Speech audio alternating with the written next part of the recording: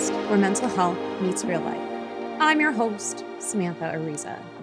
Therapist, educator, semi-normal human being, really depends on who you ask. But overall, I want to be your go-to person for real, relatable conversations about this whole healing, emotional growth, emotional wellness thing that we talk about here. Around here, we believe that mental health doesn't have to be stiff or scary. We like to keep it very human, very practical, very applicable to what's going on around us. And of course, we want to have a little bit of fun along the way because life is too serious and it can get really messy, and we're all just trying to figure it out. But I like to say that this is not a replacement for therapy. I'm a big proponent of it. And it's not meant to be therapy. This is just a way for ourselves to get some extra help, to get some extra info, and just to, do what we can to get ourselves where we need to go. Each week, you'll get honest insights, science-backed tools, and stories that remind you that you're not alone in this, especially with this season. You're not alone. Whether you're on your own healing journey or supporting someone else, there's something here for you. So take a breath, breathe in, breathe out. Make sure your exhale is longer than your inhale. Grab a cup of coffee, get comfy because we're going to dive in. And this episode, I know this is like episode 407. It's been a bit at this point of this kind of healing story kind of season. And today we're going to talk to Muzna. And Muzna is, again, a speaker that I have met with Minding Your Mind. It's funny because as I was getting ready to film this intro, I was thinking about how a lot of the people who I've been interviewing, these stories about healing and emotional growth and mental wellness has led a lot of these people into this kind of field of either becoming therapists of their own or even working somewhere in that mental health space. And I think it's really interesting that people who have gone through these struggles and gone through stuff feel this urge to kind of help others. And I'm so glad they did because just like you'll hear today, there is this need to kind of reach people, especially since I noticed each group has their own particular kind of space where they felt alone and felt like they needed that extra assistance. So I hope you enjoyed today's episode where we get to hear a different perspective, a different kind of space that you might not have known about before. Thank you so much for being a part of the podcast.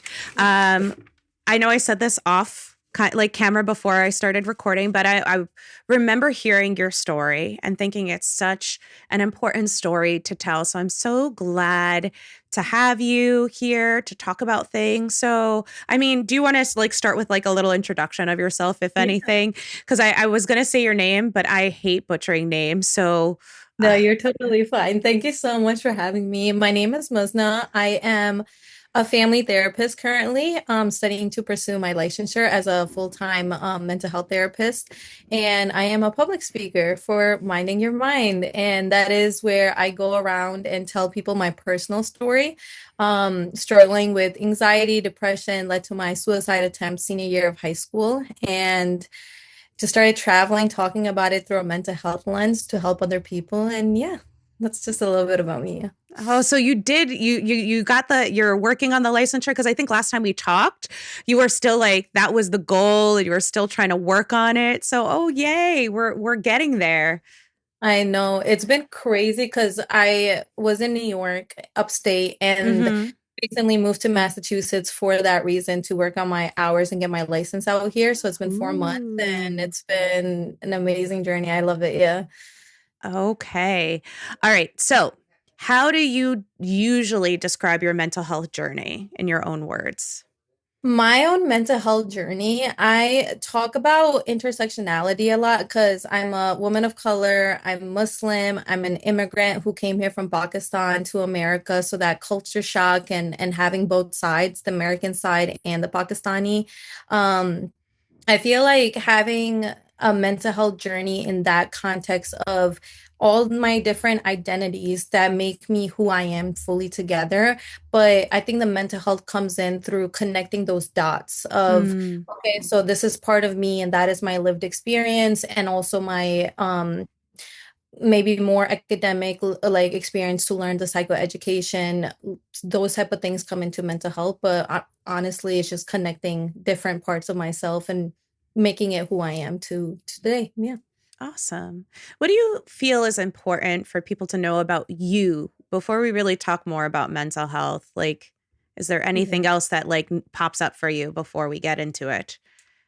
um I think for me, it's a very unique lived experience of coming from another country and not being brought up in per se American culture, but still navigating. I feel like I've traveled a lot, which has inspired me to experience different cultures and stuff. So Mm-hmm. traveling and going and visiting other places, living, learning about other people's stories and histories. I feel like I know my experience very well, but I am always looking to reflect and build on it by looking at other people's experiences and, hearing their side. Yeah. Awesome. So, getting into it, when did you first realize your inner experiences weren't matching how you looked on the outside? Um, I would say definitely around 11. The couple months after we got to America when I was 9 years old, and being in a new place and being surrounded in a whole new culture and having things to learn every single day, while also unlearning some of the stuff that I've learned or questioning it. I think that's where I was first experiencing, okay, I was taught and raised in a certain environment and I knew what I knew in Pakistan, but then having that such contrast clash when I came to America and just was exposed to everything so like quickly. I feel like that's when I've started like, wait, questioning and just like, trying to understand everything. Yeah. Okay. Okay. Yeah. What were some of those things that you were challenged with, like learning and unlearning?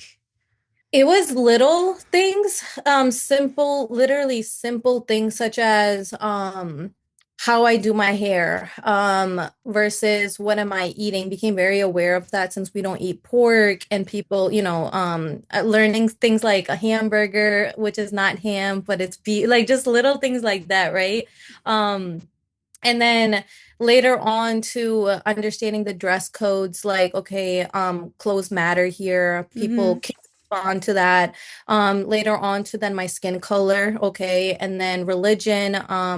And then it got to the bigger things such as just stuff at home, like is my mom acting the same way as other mom? Why is my culture different than other people? That's like I think middle school, high school is when I started asking the big questions, but started off with just hair, face, clothes, the things of that nature. Yeah, they seem like small things, but it seems like they were big things for you then.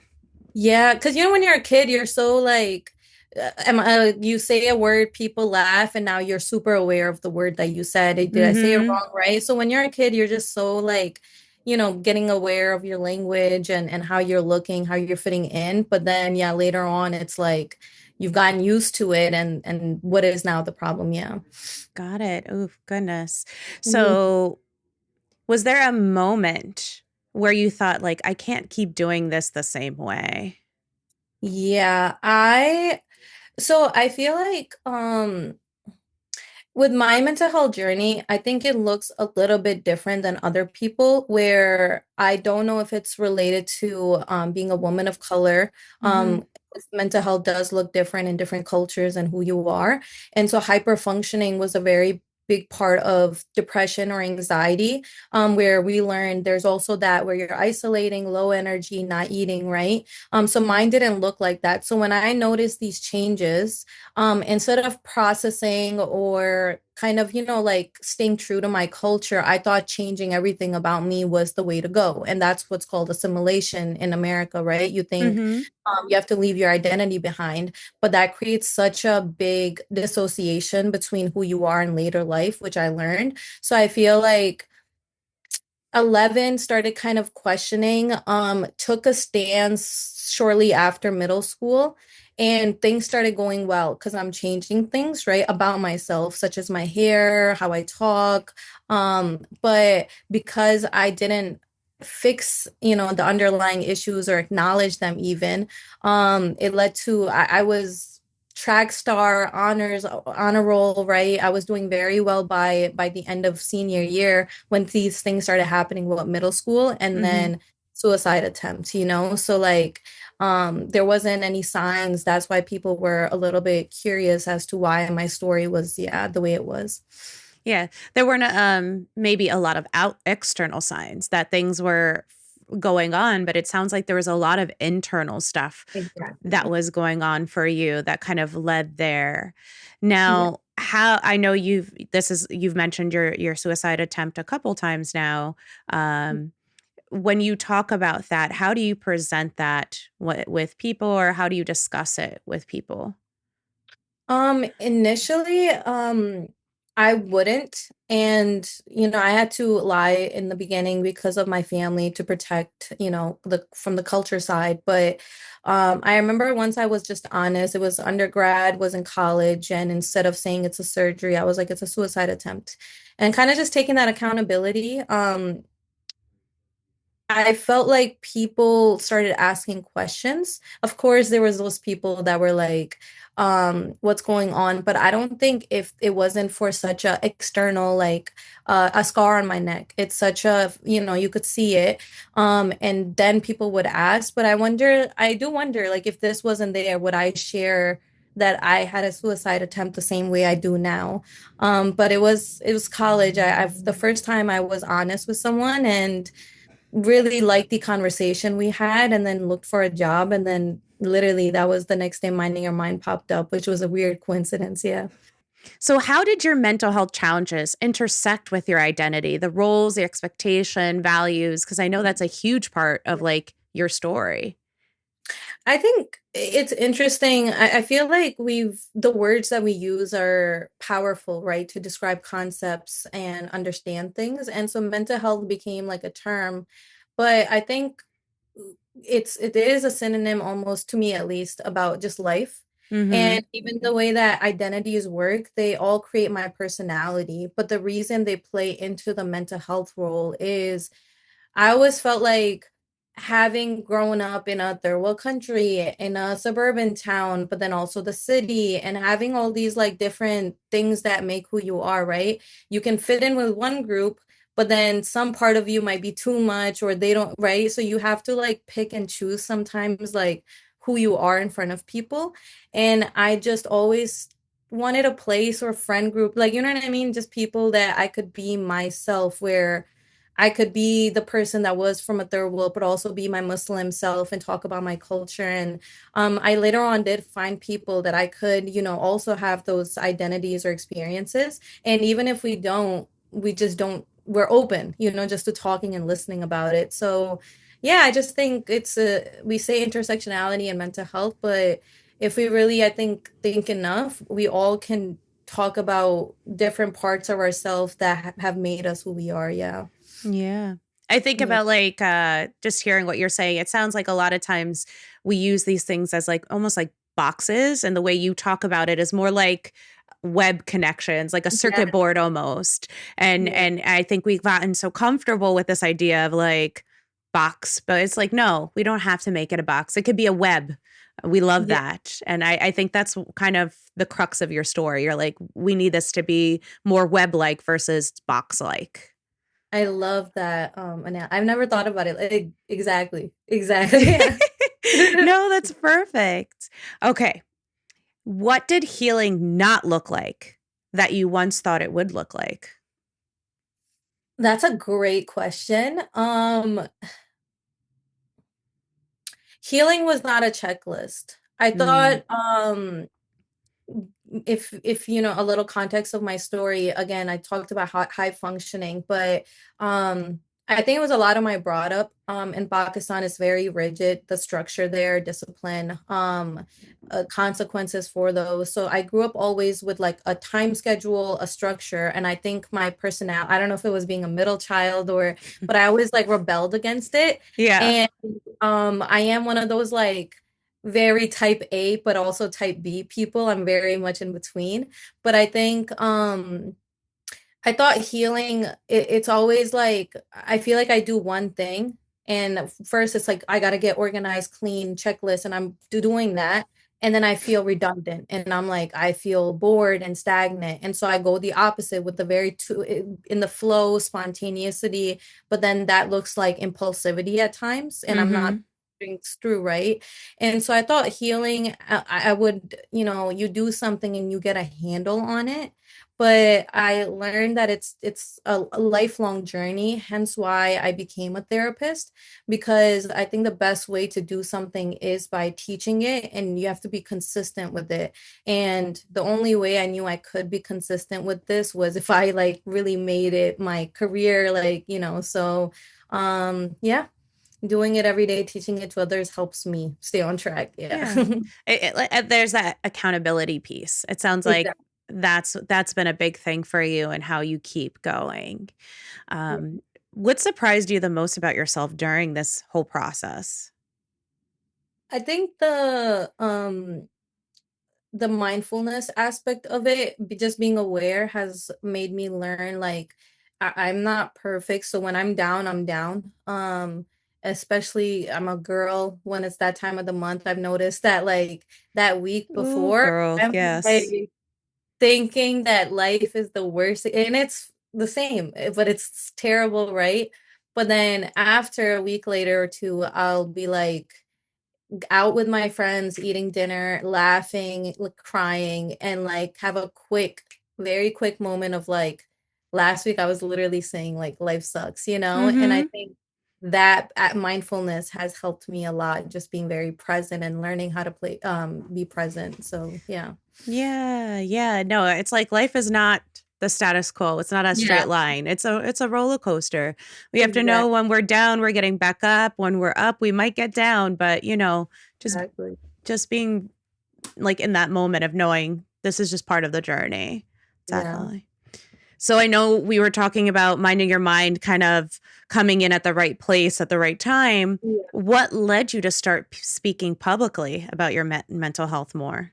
Because it popped up and you're like, hey, why not? But like, Yeah.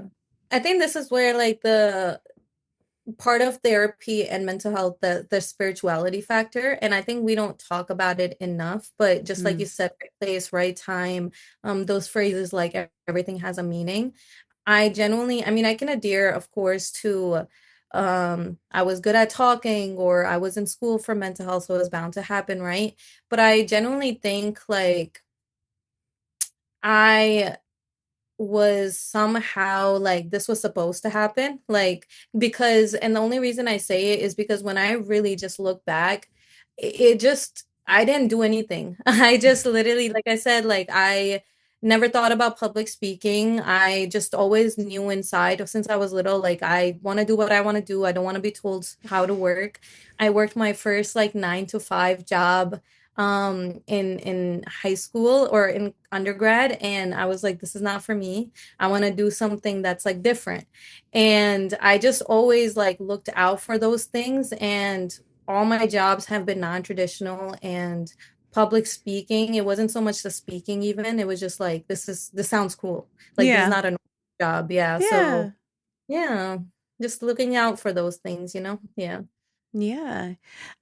Was there any hesitation or fear around sharing your story? Yeah, there was a lot of conversations at home. My mom wanted me to change my name. She was like, "No." Yeah, it Oh, was because, wow. yeah, because she's like, "Who's gonna hear in the community?" And I was like, "Mom, we don't share our last name." And she's like, like, you're the only Muzna. Like, it's not hard to find you." So, but I had to explain to her, like, it's not just me going up there and like trauma dumping. It's like Yeah. very well written. And so my sister actually came to my last, one of my last speeches, and she was Oh, super proud. nice. Oh, that's awesome. But Yeah. mom was afraid that they were gonna find you. Yeah. So there's this very cultural aspect that still plays a part in even you sharing your story. So Yeah. how do you work with that, or how does that affect you? I I listen to understand. So my mom, I could take her that same message in the way she's saying it and be like, she doesn't want me to pursue my dreams. She Mm-hmm. doesn't support me. Or I asked her questions, found out she wants us to protect the family. People do talk when they find out anything about mental health, they come up with their own assumptions, the stigma. So Yeah. because of that, she's like, just if you don't do something, you lessen it, and in my opinion, I understand, but I think you have to take a risk, and this is something I'm helping people instead of just doing it to do something, so yeah, Yeah. balancing it out, yeah, reasoning. Got it. How do you decide what parts of your journey and your story that you want to share, like with the Yeah, public? Because there's a lot. There's a lot you can say. definitely. Themes, figuring out what are the bigger messages. Even now, always changing and growing. I'm reading and learning, so new things come into play. And as I read and learn these things, I incorporate into my speeches and think about any lived experiences I have to like help support it so that it could go well, because I want to teach with my story and not just like talk about my experience and be like, okay, bye. I hope that helps. Yeah. Yeah. So how has it changed over time? Because I know Yeah. we change over time, but even like the what have over the time of your speaking, I know your speech has probably changed. So what has changed in it? A lot. I feel I've been doing this 3 years. So when I Hmm. started, I was baby. I was 21, I think. And Okay. I was in human development, so I didn't go on to grad school yet, and I wasn't thinking about therapy at this moment. And so I was just sharing my story and getting good with the public, like being in front of an audience part, right? Hmm. And now that I'm used to being in front of people, I've learned like how to use my story. Now, when I talk about anxiety, I've learned everyone has anxiety. So, like, putting the little things as a therapist, I've learned into my story to explain, help the symptoms and the descriptions a little bit more. Hmm. Um, Connecting the dots in my story to help them understand, like, who I am as a person and how anxiety is just a form of thinking and how you find strengths in yourself and use it. Um, yeah, stuff like that. Like, same thing, like, I don't like being told what to do. So instead of like, feeling bad about that, like finding jobs and working for myself and really honing that skill and becoming proud of it, so things of that nature. Yeah. Awesome. Awesome. Yeah. Are there things like because I know like for me when I'm doing something, I know I work with the kids and it's a whole different story sometimes, but I know like depending on the crowd and who I'm working with, I might change up how I approach one of my topics. Has that ever come up with you? Because I know like you were saying like your intersectionality of like your culture, your Yeah. background, being a woman of color, and all of this is big. Has there been times where you felt like you needed to like switch up how you presented something like that? Yes and no. I'm pretty well, like, how I talk, how I dress, how I present myself, and the bigger theme of it is always constant. Because I think that just is good for me to be myself in all aspects, helps me be more confident. But in terms of audience, yeah, you do have to play around, see what they're responding to. So if it's an older audience at a conference, I might do certain jokes or things because they're older and they understand, because kids, they just go over their head. Mm-hmm. Seniors and a group of more, like, it's more guys, then I'll talk about more of the sports portion and like coach and how that helped. If it's little kids, I would do a lot of interacting things and like make it like a fun, more like, so yeah, you have to play around with the audience, that's the cool part about public speaking. Yeah. Yes. Are there some things that you've intentionally kept private about your story? Yes. My story is a very like G-rated version, obviously, because of the school atmosphere and what I'm saying. I I remember when I first got the speaking job, and they were like, send your draft in with your story.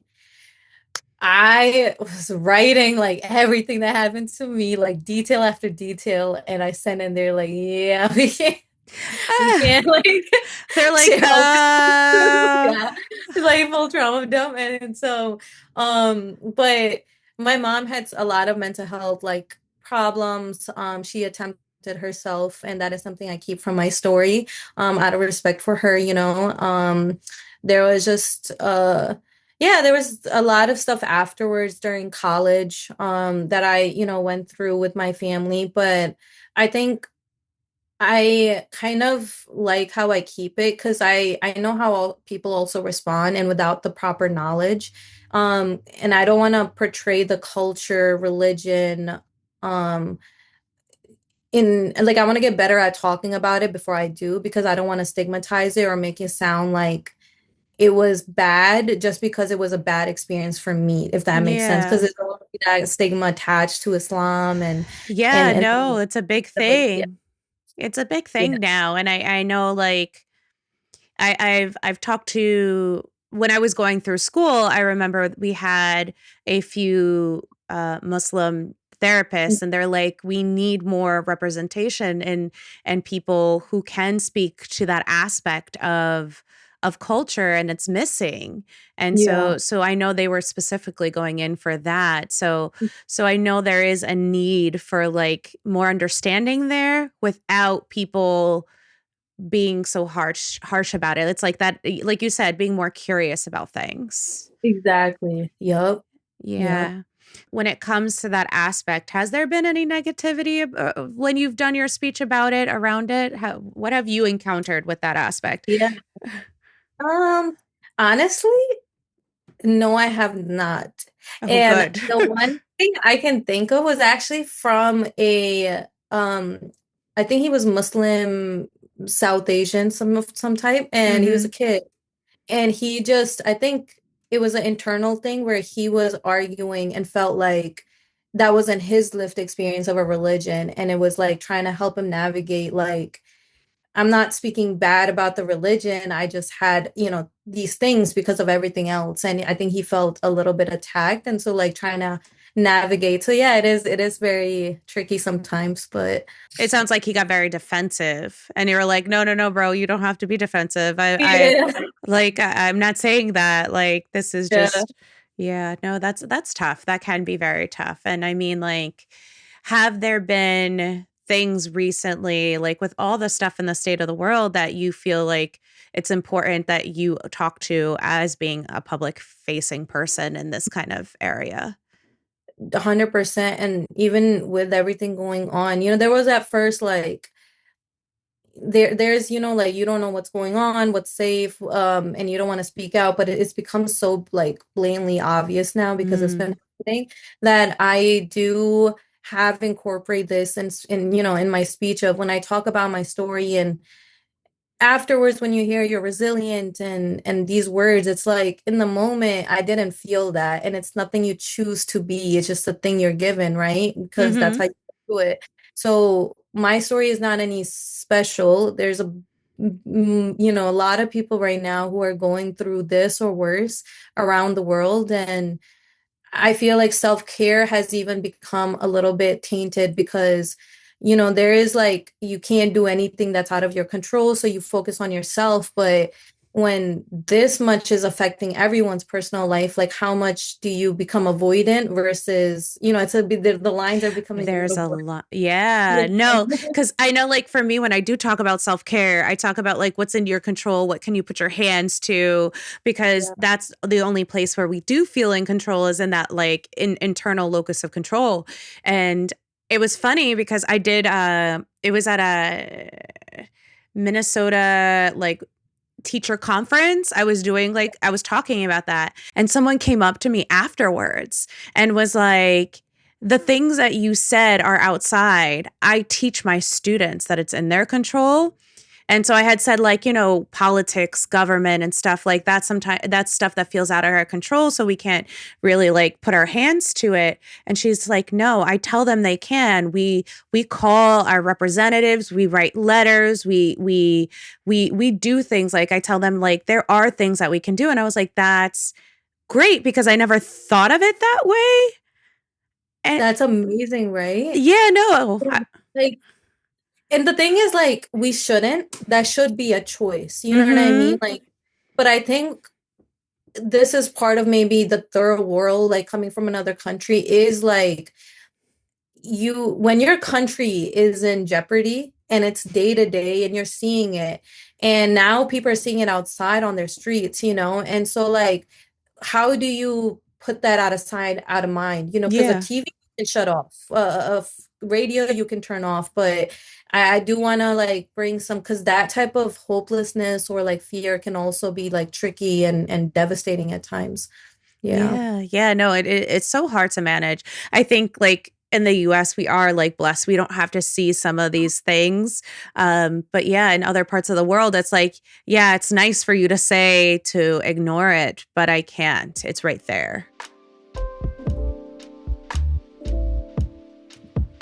Let's take a break from the episode to talk more about our emotions. I know. You're probably getting tired of talking about your emotions, but I know you're probably wondering, Sam, how do I apply this to my life? But don't worry, I have some more tools to help you. I'm coming out with a course called Understanding Emotions 101. And in this course, we're going to break it down in a more simplistic, more adaptable, and more applicable way for you. It's going to be a way for us to take all of this knowledge and understanding of emotions and really bring it to the day-to-day life. We're going to learn that emotions are adaptive. We're going to learn how our emotions work in our own bodies and what we can do to better understand, better cope, and kind of even reframe what's going on with us. Because our emotions are something we're going to deal with for the rest of our lives, let's be honest. So let's become friendlier with them. If you want, get on the waiting list, get on that pre-order list. You can use the QR code that we have here. You can use the link in our bio, and you can sign up to know exactly when Understanding Emotions 101 drops. But let's get back to the episode now. I know you brought up this idea of pressure to, or like you brought up this idea of people starting to title you with like resilient and all of these things. Has that ever brought like pressure to you when you keep hearing all these words? Yes and no. I don't know. I'm kind of indifferent to it, and it Mm-hmm. sounds kind of bad, but I don't mean it in a rude way. I just, there's times when I speak and I'm, talking about it gets better and use coping skills and, you'll get through it, right? And it almost feels at times like fraudulent because at that point in my life, I'm not doing good. There is like issues I'm dealing with outside. And so it feels like I'm telling these people like, to get help and stuff, and I'm not doing it right now. Mm-hmm. And so it is a wake up call at times, but that resilient or inspiration, I always do leave a speech like leaving good and almost feeling like I've reset or reminded myself like, come on, like you got this, so it's really really good to hear the positive affirmations, but the word itself doesn't have an impact. It's more so like I need to lock in, like yeah. Yes. Yes. I mean, imposter syndrome is real some days. It's Yeah. like, well, what am I doing? And people who speak so broadly about mental health, I think, like even as a therapist, we're held to a whole different standard. I always laugh because I'm like the accountants, nobody like cares if they're like bankrupt, but like we have to be like the epitome. Yeah. It's so weird. I think I was talking to Sarika about that because we were having a conversation about it too. So what does support look like for the supporter? I always say do what you preach, walk your talk, right? And I think that's where our therapeutic styles, but our own self is very important in building rapport, because it's like we're all unique people with strengths and Mm-hmm. things. And I with my kids, I'm doing yoga and running and whatever, soccer, whatever fitness stuff. A lot of art, role playing and skits, and I feel like I get that, and I don't find that in adults or my own friend groups that stuff. So like it's so nice, but also doing those things alone. Um Support, I think, is just being able to talk about the good and the bad, Mm. and not judged for it. So I have my best friends, I have my parents, I rebuilt my relationship with them for this like reason. Because not having your parents, like, that was just super hard to do. So I'm like, I'm putting all this energy and not talking to them. Might as well use this energy to learn how to talk to them, and like, yeah, Yeah. like it's the same amount. So yeah, just a lot of support literally through this amazing community, mental health. I have amazing people I've been connected with, and yeah, just getting So, through the day. so boundaries. If I was to talk about boundaries with you, that's a big topic for you, it sounds like. Yeah, I'm a very like I'm a very open person, but I'm also not, like, because of that reason. Because I'm like, when I need me time, I'm by myself, and yeah, Hmm. yeah. How was it rebuilding the relationship with your parents? Because I feel like parents and mental health and like the boundary between that is a big topic too nowadays as well. I always say, like I said, listening to understand. So with their boundaries, right? This is where therapy comes. You're managing your emotions, so emotions are not your enemy, right? So like now I'm tired, had a long day, haven't eaten. I'm gonna try to like say hi to my parents, and then, like, because I'm not ready for a conversation. They might say something, it might trigger me, right? So knowing these things about yourself, they don't agree with anything, like everything that I do, but accountability comes into play, because it's like I know why I want to do that. I don't need validation at all times. So really, like, conversating with them, but also having a conversation with yourself. Like, these are the consequences. So are you willing? Okay, you are. Okay, then you can go out. You can go have fun, right? So really just like every day, reflecting. I've learned a lot about their history, like their childhood. They tell me stories, I ask. And so just like piecing these things about your parents before you were there, it like gives you a viewpoint of the person they are, not a parent, just, one role. Yeah. So Yeah, no, yeah, that's big. When you see your parent as a person versus as this figure, this big looming figure in your life, it changes the everything. everything. I think being older also, like, you reach a point when you're old enough to like chill with your mom instead of getting told by your mom. And Yeah.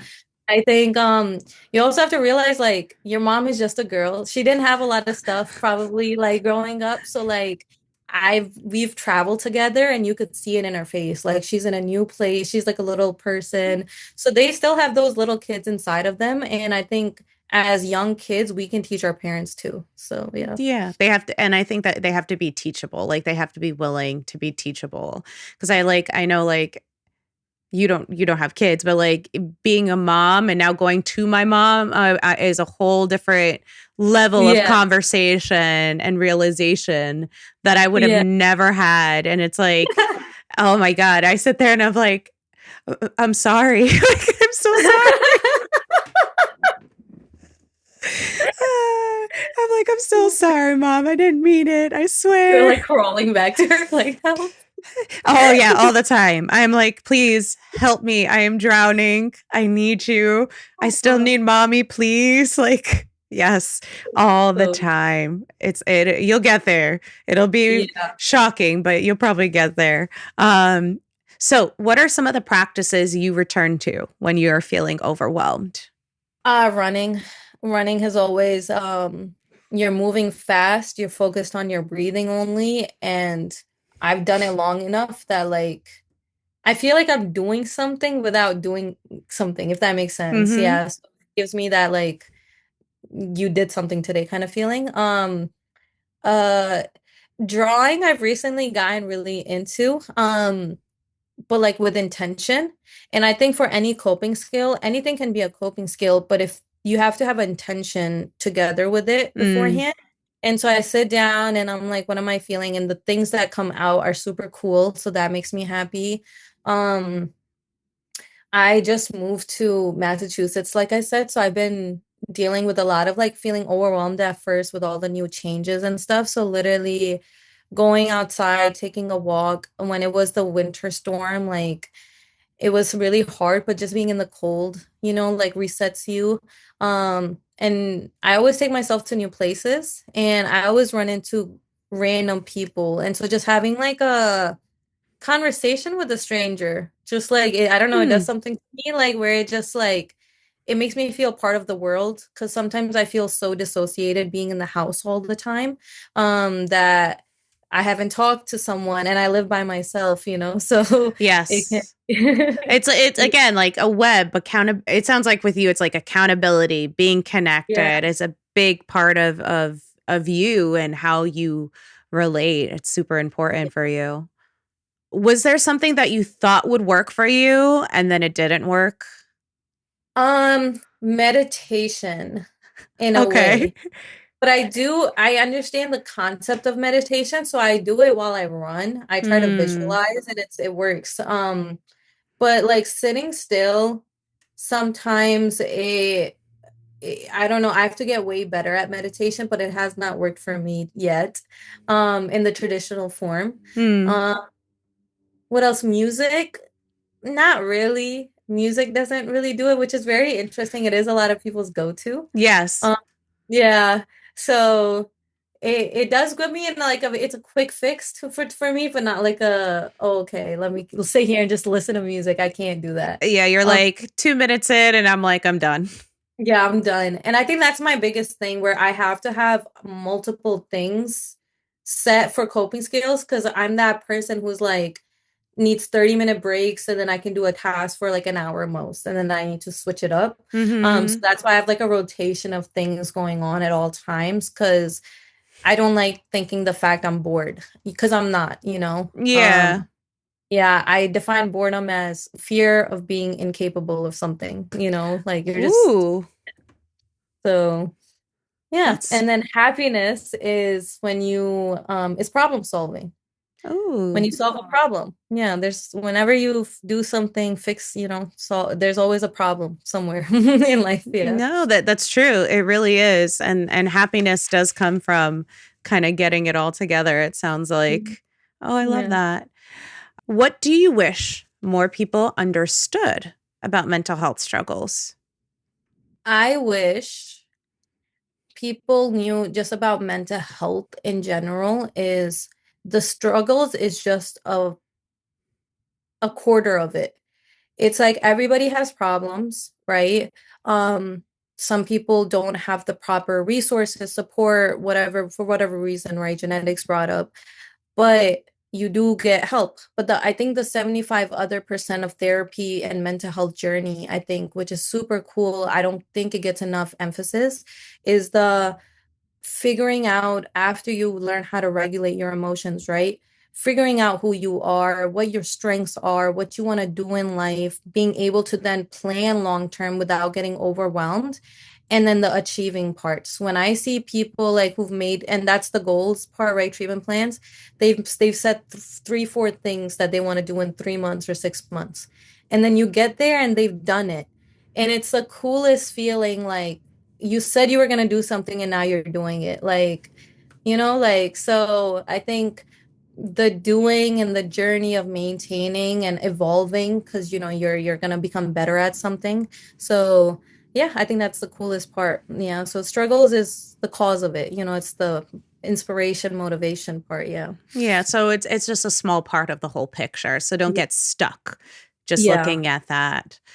Is there a common myth about healing that you'd like to dismantle? that it's quick, um that one thing is a cure for all. Um, I think that it's a permanent thing. Um, you can heal and then you can unheal and then have to reheal. Um, Yeah, I think you have to reopen the wound a couple of times. And I think like anything, you have to work hard at it and take care of it, for it to be good. I think, yeah, healing is a long process and it looks different for everyone. Yes. All right. For someone who's listening, who might be stuck or discouraged, what would you want them to hear? If you're stuck, I think it's hard to imagine the future, especially if your past hasn't been that good, right? Mm, Your outlook on it isn't going to be that good. But I think just show up, get through the day, okay? Simplify.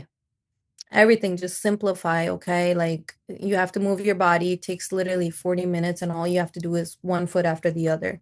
If you have to cook, you boil the water, right? And you just put a meat on a pan. Like simplify everything so that you get three, your basic stuff done. And then I think when the good times are good, that's when people have motivation to think about the future and plan, right?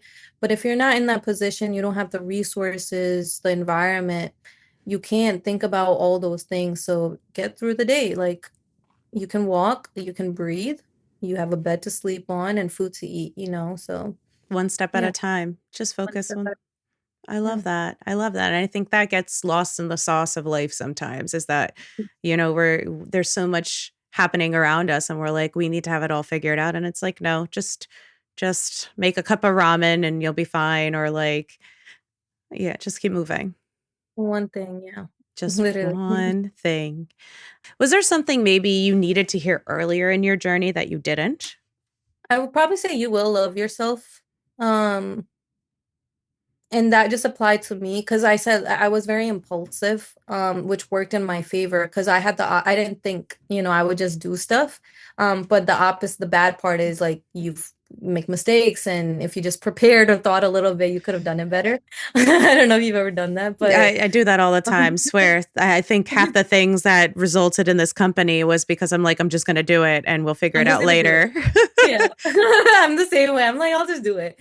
And I think over time that was just portrayed as such a bad thing. Like you can't focus, you need to do one thing at a time, like focus, slow down. And I just took that as like there's something wrong with me. Hmm. And I've learned to recognize again, every good has a bad, like people called me selfish because I would do things for myself all the time. I would put myself before my family.